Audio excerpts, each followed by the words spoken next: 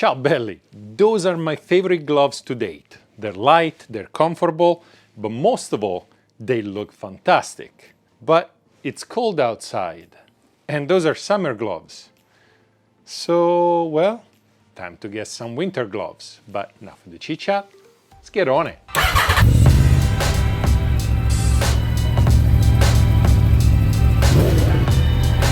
And my winter gloves choice are those. Those are INBIKE, the same brand as the other gloves that I love so much. And the choice is easy. I wanted something that will do the job and at the same time doesn't break the bank. Those are around the $60 mark. Comparable gloves go all the way up to over $100. Let's take a closer look and let's see what you get when you go for those gloves. Let's start with a shallower consideration and then let's move on into what really matters. And when I say shallow consideration, I mean the way those gloves look. They look good. There is no way around it. The black leather with the brand name in this goldish off-white color that makes them look kind of classy. The shape and the way they've been built with perforated reinforcement on the knuckles and the pinky over here. Even the stretchy panel are in a spot where it kind of looks good. Meh, yeah, I like them. I like them quite a bit. When it comes to the feel, those are goat skin gloves, therefore very soft and malleable. They're still winter gloves, so you're not gonna make your next fly fishing lure with those gloves on. But they're good enough to mess around with the controls on the bike and touch the buttons. It's time to take a look at what those gloves are actually made of. So to do this, here I am, nice and close to you guys. First of all, as I said, they're made out of goat skin. So strong, comfortable, flexible, nice and soft. Second, the insulating material inside is a 3M Thinsulate, which in theory is supposed to be thin, but at the same time, very warm. There is a fleece feeling on the inside, so when you put them on, it's nice and comfortable in there.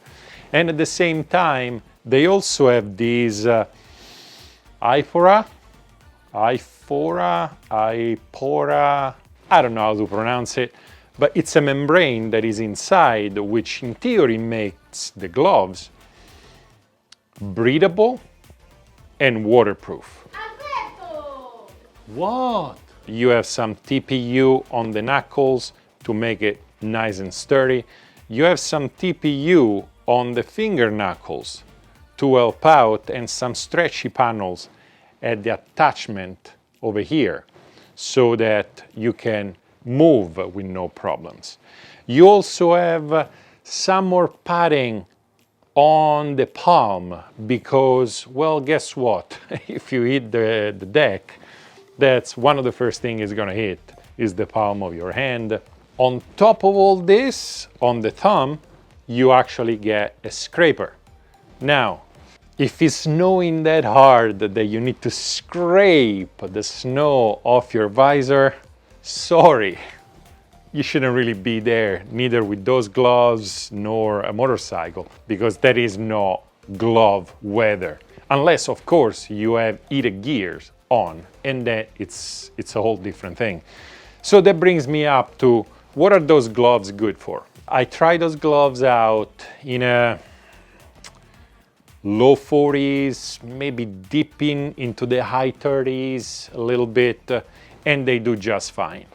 In my opinion, anything lower than that, you're gonna need heated grips. There is no way around it, because as much as the glove is gonna be nice and warm, if you do miles and miles and miles, eventually your hand is gonna get cold.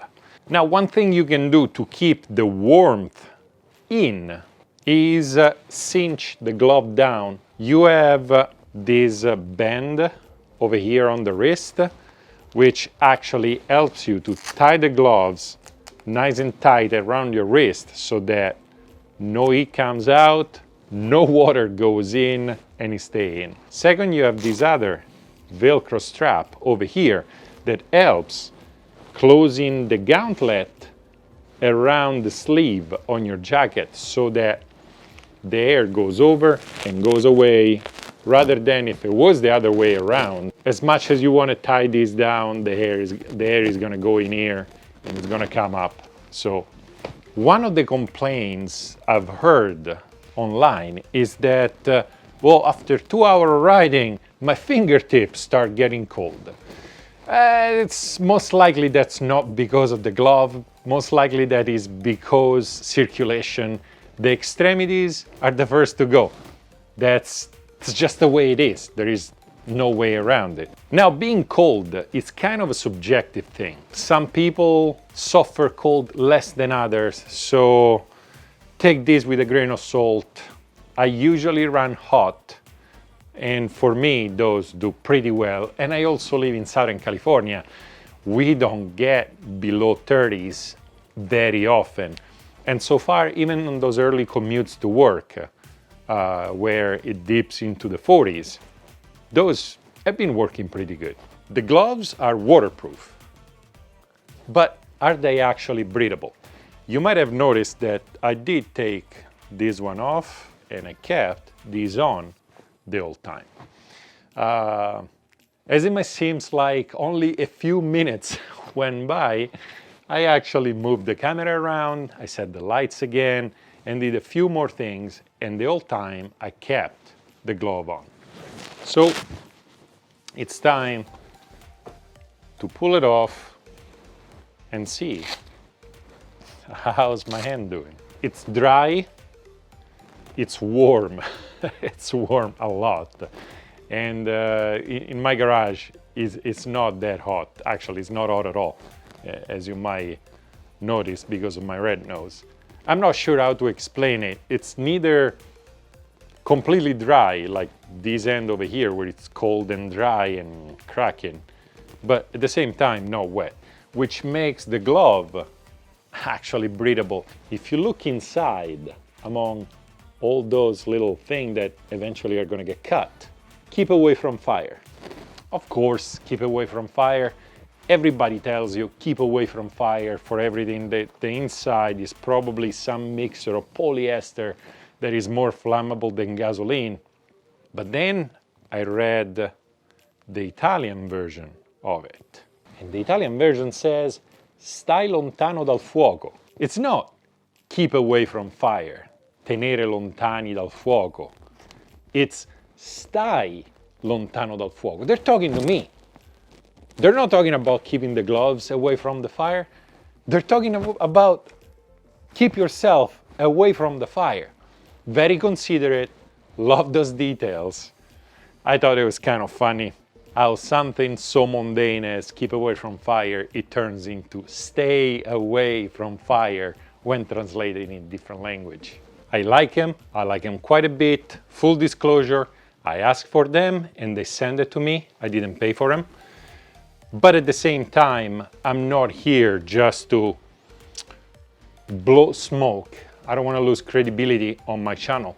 And for that reason, let's go over the claims that the Amazon page makes about those gloves. Yes, you heard correctly. Now you can buy the INBIKEs on Amazon. By the way, there's going to be a link in the description with a discount code for them. So go check it out. First of all, the Amazon page claims that it's carbon fiber shell, protection shell. There is no way for me to verify. I'm not quite sure. It feels like TPU rather than carbon fiber. So, but I can't see inside and I'm not gonna cut them because I actually like them and I'm actually gonna wear them. So that's one. Second, they say that you have a touchscreen index finger. You do not.